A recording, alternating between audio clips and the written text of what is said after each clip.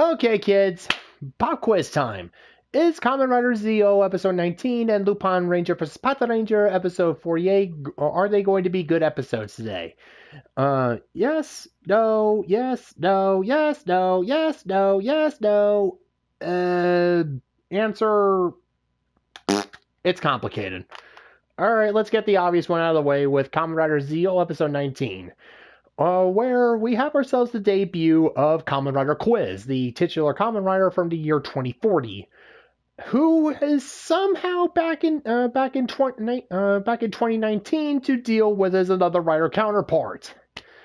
Yeah, we open up with Sogo and Gates actually managing to track down the newest another Rider, who is one of these Paradox and other Riders, another Quiz. And while White was, I'm guessing, not wanting to do the whole god modding BS from the whole Shinobi fiasco, decided since it's already established now that Sogo, Gates, Tsukiyomi, and Black Waz can't travel into the divergent timeline that's creating these new alternate future Kamen Riders, White Waz is able to, since since these three riders and him come from the Gates Revive timeline. Yeah, the one where Gates manages to kill Zi-O on Oma Day and becomes known as Gates Revive, the savior of the world. And by doing so, allows these new Kamen Riders to come into being. So, yeah, White Waz actually manages to do the work for them and brings the future Kamen Rider brings Kamen Rider Quiz back to 2019 to deal with as another Rider counterpart. But again, with the at first I was confused by this, since as it's established, when another Rider is created, the Kamen Rider whose powers they're stealing from, their memories are erased, their villain factions are gone. And basically, everything about them actually being that Kamen Rider is lost into the cornfields. But I'm guessing that they're establishing with another Quiz and Quiz being in the same vicinity. Is that, well, this is still tangentially leading on to the Zi-O timeline or our timeline. The way things are going to go and proceed after Zi-O. So basically, it's again, this is where the complicated part comes in. Yeah, basically, another Quiz is part of the Zi-O timeline, technically, and Kamen Rider Quiz comes from the Gates Revive timeline. So they're basically paradox duplicates of each other. I mean, well, they can interact with each other just fine. I mean, we see Quiz fighting against another Quiz. And, actually, a stupid part here. For some reason, even though Gates and Sogo know that the power of the Kamen Rider that another Rider borrows their powers from is needed to defeat them, they don't just let Quiz go and take care of another Quiz and just, just let things go as is. No, they had to be stupid about it and pick a fight with Quiz. For no reason other than, I guess they said their dicks were small or something like that. I don't know. Yeah, there's no reason for Sogo, Gates, and Quiz to be at each other's throats. I mean, Gates and Sogo to be at Quiz's throat. I mean, yeah, Sogo does try to play peacemaker, but Gates is, well, I guess he still has that whole he'll become Gates Revive thing stuck in his head. And yeah, the reason why White Waz brought Quiz back to 2019 was to set up the circumstances in order to get access to the Quiz Ride Watch. And yeah, like White Waz said, it's prophesized that on Oma Day, Gates will become Gates Revive once he has access to three Kamen Rider, the three Ride Watches coming from Kamen Riders that should not exist. That being Shinobi, Quiz, and Kikai. Yeah, we're not going to be getting Kikai until a little while yet, but I'll get to that later. So, I mean, instead of, just, asking Quiz, hey, dude, could you help me take care of this another Rider and then we'll deal with your thing later? No, they decided to antagonize the guy. Again, no real reason why, but Quiz himself is kind of has his own issues going on with this another Rider. See, another Quiz is actually his father. Yeah, apparently Quiz's father was a brilliant scientist. Well, let's see. I'm trying to figure out a way to get oh yeah, he was an average father, but he was a brilliant scientist. But apparently he couldn't, even though Quiz's father was indeed a brilliant scientist, he was never able to get any results from his research. He was never accredited for his research discoveries, and so became a bitter, petty, spiteful asshole who completely obsessed with his research and left Quiz and his mom to just basically be absorbed in his research, leading to his mother, to Quiz's mother dying in 2040, wondering why her husband left him. So he's got more than a little bit of daddy issues to grind with another Quiz. And that's when White Waz came in and told him, hey, you can go back to 2019 and figure out what the hell was up with your old man. And yeah, he knows he can't really change the future. He can't change the way his father's going to turn out. And yeah, he admits that changing the past is, it's a bad idea, but he just wants, Quiz more than anything just wants closure. And, that's actually kind of understandable, but again, Gates is being a hyper-aggressive asshole about this whole thing. So, and yeah, basically both Wazes come to the same conclusion that both sides are going to try and take advantage and try to get Quiz's power. So they urge their prospective Lord of Earth candidates basically to concentrate on defeating Kamen Rider Quiz, get his power, and basically get the advantage over another Quiz. Yeah, another Quiz in the meantime. He's actually got himself. He's going around stealing people's intelligence. And this time, Aura, who created him, actually wants to back him up this time, so she's actually actively trying to help another Quiz. But then, of course, White Waz shows up and does his whole Heaven's Door shtick and completely neutralizes her time-freezing abilities. And even though he smacks another Quiz around like he owes him money, he's still on about telling Gates, all right, Savior, now's your chance. Go and defeat another Quiz and claim his power. And that's when the real Quiz shows up, and we just end with the two about to stare each other down, even though Sogo, of all people, is trying to stop Gates from, being a hot-headed idiot about this. Ugh. Okay, this is getting more and more convoluted and ridiculous the more I think about it. Quiz might be a bit of an egocentric jerk, but he does have his motives here, and Gates is, again, just coming off like the bigger asshole, and basically willingly let himself be manipulated by White Waz.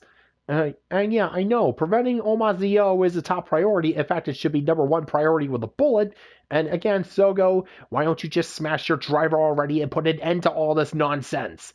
But no, the show needs to keep going, and yeah, it's just being dragged along, kicking and screaming until the finish line. It's going to go for a full 50 episodes at this point. And yeah, they're going to drag it out no matter how much the fans and pretty much everyone wants it to stop. Even the guys who made the show. Yeah, I'm betting Shirokura at this point is just like, oh god, what have I done here? This is just turning into a This is just nothing but a mess. Please, for the love of all things sacred, make it stop. But we have to because we've already committed to this thing. We're stuck with it. Yeah. Oh, yeah. And speaking of headaches that we're forever stuck with, Tsukasa hasn't been active for... I'm not sure if I said this last time, but yeah, Tsukasa just seems to have, I don't know, wandered off to do something else or something like that. I have no idea where he is on that. I mean, he was built up for, like a lot of like the last couple of episodes, to basically be a big threat to Sogo. I mean, I'm guessing Masahiro Inoue is off doing some recordings for Jenga, or maybe some personal issues or something came up. I don't know. I have no idea. But again, they brought back Tsukasa and gave him the Neoteca driver, and he's just wandering off like, ooh, look, a butterfly. And yeah, speaking of butterflies, is this competent writing? I doubt it. No, it's not. But yeah, let's see here. So anything that I missed here? All right, yeah, cover Quiz and yeah, Quiz himself as a writer. Well, again, not really. Oh yeah, yeah. Speaking of these Paradox Kamen Riders, yeah, apparently it's been announced that they are actually going to be planning some spin-offs with primarily at first Kamen Rider Shinobi. but the guy we'll be covering in the next arc once we're done with Quiz, Ryuki.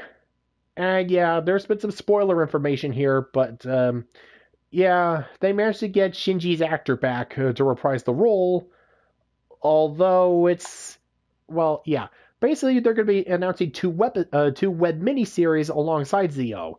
First one dealing covering Kamen Rider Shinobi, and a second one covering Ryuki, most likely desperately trying and failing to establish how in the name of Ishinomori, Ryuki and his riders are even still around, since anybody who's seen Ryuki like I have knows that after the events of that show, Ryuki and his faction of Kamen Riders were erased from existence. But yeah, we'll save that until we get to the Ryuki arc. But for now, yeah, Zi-O, you're still. How is it that you're able to piss me off while you're still barely following your own rules? Again, you're not breaking them; you're just twisting them around until you're reaching the breaking point with your rules. It's a mess. But then again, it's Zi-O. What else is new? Alright, on to but some actually interesting developments with Lupinranger versus Patranger episode 48. Yeah, the cat's out of the bag. The Lupinrangers are completely exposed. Their identities they have unmasked to the world, and it was all to save Noelle. Yeah, following up from what happened last time, Gauche brought Noelle to Don Del Grandio, and he wants to make a big spectacle of it. So he's basically arranged for a public execution of Noelle, where Gauche is just going to literally carve him up like a science lab frog, on display for the entire world, unless the Patrangers and the Lupinrangers show up to stop him. I mean, yeah, both teams do for their various reasons. The Patrangers because, well, Noelle's their comrade, and same thing for the Lupinrangers, but they had to go and do some finagling around with Kogure because, well, he tells them, yeah, no, Noelle's completely useless now. But they rightly point out that Ghost is going to be there, and she still has collection pieces. So yeah, Kogure, you could go sit and spin. Anyways, the Patrangers managed to get to the scene first. But Ghost just completely smacks them around with her new sword, with her new scalpel collection piece. And yeah, just as she's about to go and carve them up too, the Lupinrangers show up, and at Del Grandio's request, request/threat of just killing the Patrangers and Noelle. Oh yeah, and he also throws in, alright, if you unmask, then I'll also be a nice guy and let X over there go. So come on, let's have a little heart-to-heart talk. Those masks they're making things hard for me to figure out who you are. It's a bit disrespectful there, you know what I mean? So the Lupinrangers acquiesced, and yeah, seeing that Umika was indeed a Lupinranger, Sakuya is not taking this well. I mean, yeah, he's been denying it up and down ever since Keitro posted this back during the New Year's episode. But yeah, the truth's right in front of him, and yeah, he's just most likely blaming himself for being in denial for so long, and just, yeah, he knew. I know that Sakuya, deep down, he knew the truth. He just didn't want to admit it. And yeah, he can't even, it's gotten so bad where he can't even speak to Umika, let alone look at her. Where yeah, he's ashamed of himself. He's angry. Well, I'm betting he's angry with her for having lied to him for so long. But then again, the guy's kind of a putz, so they did manage to come up with clever ways of keep throwing them off the scent. But also, again, he's just angry at himself for just denying for being in denial this whole time. Hopefully that's what they're going to go with it, but the fact still remains that Sakuya is just, he's not happy. He's hurt, and hopefully it's going to have some sort of happy ending with the kid. Hopefully a better ending than Gauche, because yeah, after the Lupinrangers revealed their identities, transform, and managed to give the Patrangers enough of a distraction to free Noelle, Ghost tries to sick another one of her chimeras on them. You know, one of her guinea pig chimeras from that has like 5 safes attached to it. Dograndio uses his collection piece to steal the collection pieces of not only her chimera but also Ghost. And yeah, basically he's like, okay, Ghost, you've had your fun. I've let you do whatever the flying fuck you want. Now I'm gonna do things my way. And quite frankly, Theory, you screwed up too many times. I'm gonna leave you out to dry. Have fun. Yeah, the Don basically leaves Ghost completely out to dry. And so of course the Lupinrangers, the Patrangers, and Noelle work together and destroy Ghost and her chimera. But not before Ghost goes completely nuts, rips out her own gold safe, and slams it into the chimera, allowing it to grow. And yeah, even after the chimera is destroyed, again, kind of a pointless gesture since the chimera doesn't have nor Ghost have any collection pieces left. Oh yeah, and the Don manages to get away with all those collection pieces, most likely going to lead to something absolutely horrible in the finale. Yeah, with the Don actually taking an active role this time, it's pretty clear that he's thinking that maybe retirement wasn't exactly such a good idea. I'm having way too much fun here. I mean, age is nothing but a number. And you know what? It's also a number? The body count. I want myself a big one. He's planning something, and Zamigo is literally just going... I'm not even exaggerating. He's just clapping like a circus seal at seeing Dograndio just leave Ghost to be just blown to pieces. But yeah, the Lupinrangers are completely exposed. Their identities are known to the public. They can't return to Jurere anymore, and now they're on the run. And yeah, I'm pretty sure even Kogura is going to ditch them because, well, yeah, the entire point of this was to be covert. And yeah, now the Patrangers know who they are. It's all just a matter of... it just depends on what happens next. And yeah, are the Patrangers actually going to display camaraderie and help out the Lupinrangers, knowing who they are, knowing why they're doing all this? Or are they going to pull an ending of Mega Ranger and have everybody turn against the Lupinrangers just because they're criminals? Even though the only thing they did was go and pick fights with the Patrangers, and let's remember that the Patrangers were mostly the ones who started the fights in the first place, and their main focus was just stealing the collection pieces from the Ganglar. Yeah, punish the guys that were stealing powerful artifacts from a gang of literal monsters. Well, yeah, from what I've seen, hopefully they're not going to go down that route. And it looks like we're finally going to get to both teams actually finally burying the hatchet of all their past transgressions. And well, we'll just see how things play out. I'm an optimist. I want to see both of them come together and just kiss and make up and all that. But knowing what Toei is capable of, we'll just see how things play out. All right, we're reaching the halfway point with Kamen Rider Zi-O, and we're just about to finish with Lupinranger versus Patranger, and then afterward, and we're not going to Ryu Soldier. Instead, we're going to be getting a sort of a weird mini series. I'm guessing the reason they're doing the mini series is to try and make the times of the premiere dates of the new Kamen Rider and new Super Sentai series match up more. I don't know, but we'll see how things play out. So till then. Doodles!